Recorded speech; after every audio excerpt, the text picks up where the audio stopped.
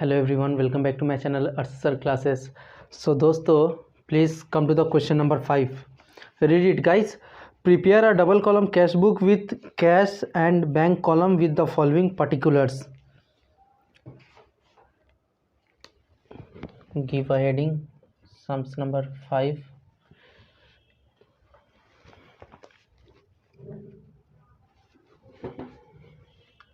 (2013) January 1. Balance in hand यानी to balance BD.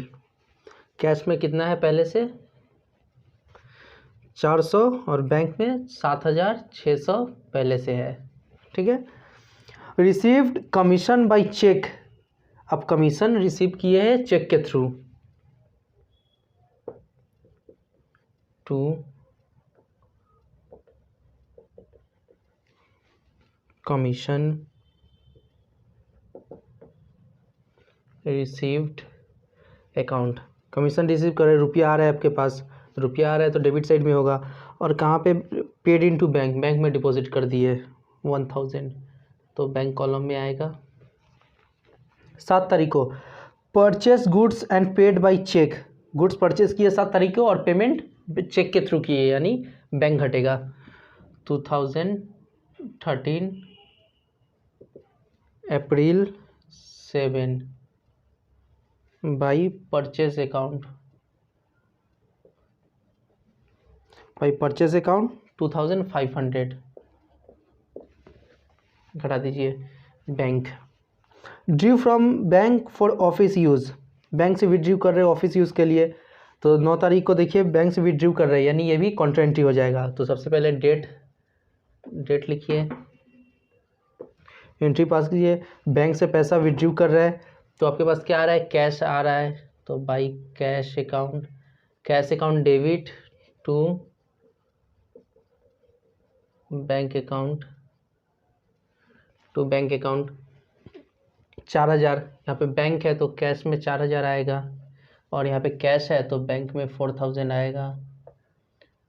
Contra entry तो CC दोनों तरफ लिख दीजिए. हो गया. 10 तारीख को paid salary to the staff. Staff को आप सैलरी पे कर रहे हैं 10 तारीख को. बाई सैलरी अकाउंट पेमेंट कर रहे हैं तो आपके पास से रुपया जा रहा है 3800.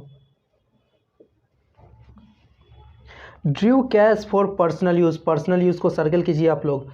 गाइस पर्सनल यूज़ को सर्कल में लीजिए. देखिए यहाँ पे पर्सनल यूज़ है तो यहाँ पे कॉन्ट्रा एंट्री नहीं होगा. 11 तारीख को सीधा drawings account. By drawings account personal use देखते ही दिमाग को रख दीजिए साइड और ड्राइंग्स अकाउंट डेबिट कर दीजिए. अमाउंट कहाँ आएगा, कैश में या बैंक में. तो देखिए ड्यू कैश, कैश बोला है तो यहाँ पे कैश में आएगा 200. अगर यहाँ पे बोलता due bank for office use, due from bank for office use तो बैंक में आता अमाउंट. ठीक है. कैश बोला है तो कैश में आएगा 200. Sold goods for cash ₹6400. Cash में गुड्स को सेल किए हैं तो रुपया आ रहा है. सेल करने से तो रुपया आएगा ही ना. 13 तारीख को टू सेल्स अकाउंट. कैश में सेल किए तो कैश में अमाउंट आएगा 6400. है ना easy. Paid cash into bank. फिर से आप कैश को बैंक में डिपॉजिट कर रहे हैं तो रुपया बैंक में डाल रहे हैं तो क्या होगा entry, bank account debit to cash account यानी कॉन्ट्रा एंट्री. डेट 14 तारीख बाई बैंक अकाउंट 14 तारीख टू कैश अकाउंट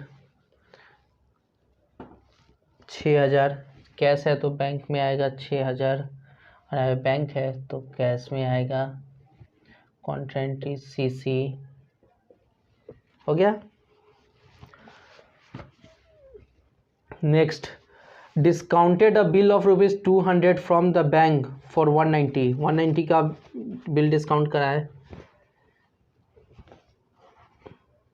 18 तारीख को टू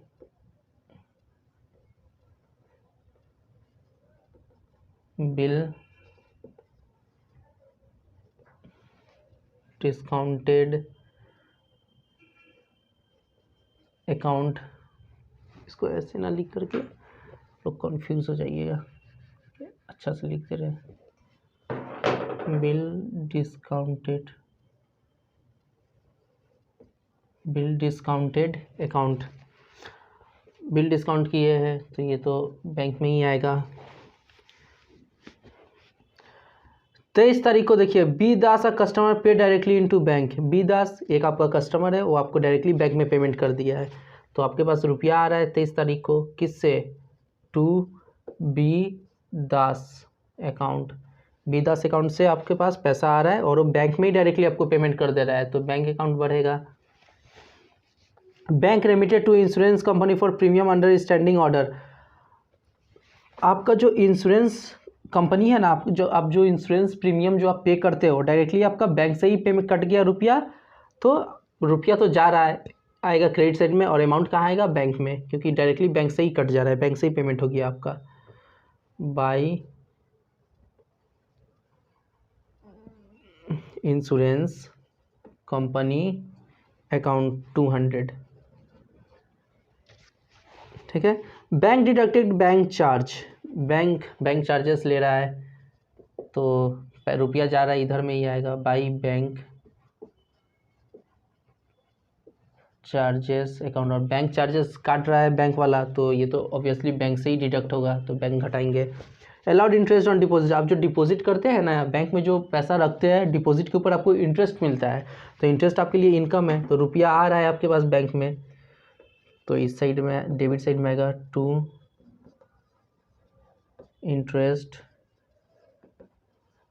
रिसीव्ड अकाउंट। अब इंटरेस्ट जो मिलता है आपको बैंक में, वो तो बैंक में ही मिलता है ना, तो बैंक ही बढ़ता है, तो बैंक को बढ़ा देंगे 225, ठीक है। चलिए अब बैलेंसिंग करते हैं,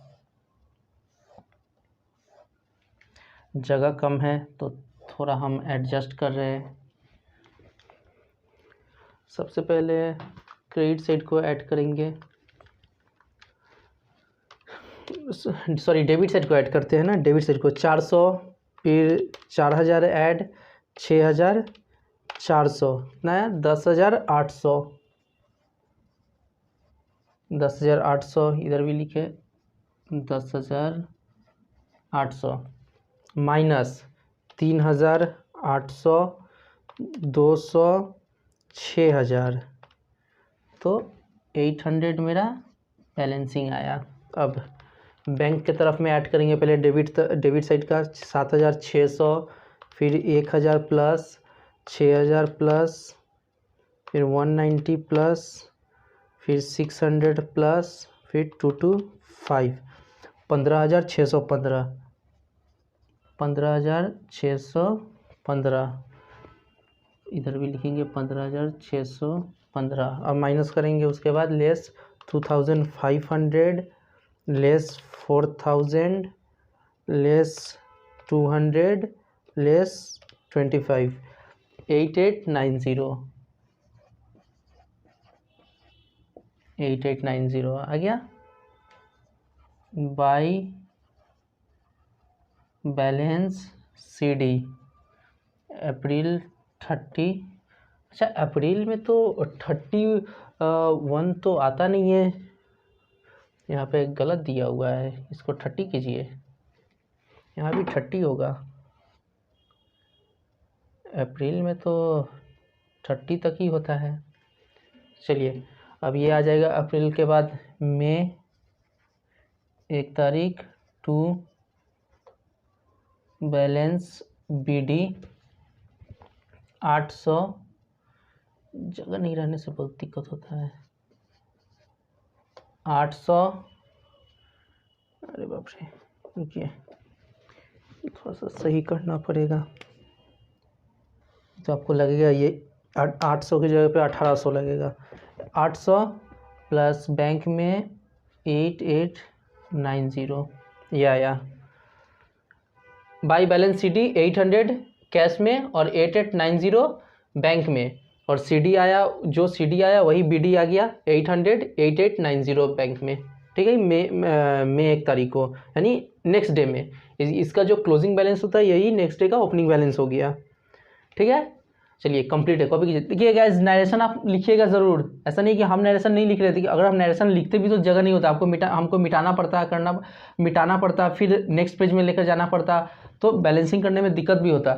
तो हम नरेशन नहीं लिख रहे हैं, आप लोग को नरेशन लिखना पड़ेगा, आप लोग ज़रूर नरेशन लिखिएगा, ठीक है गाइस।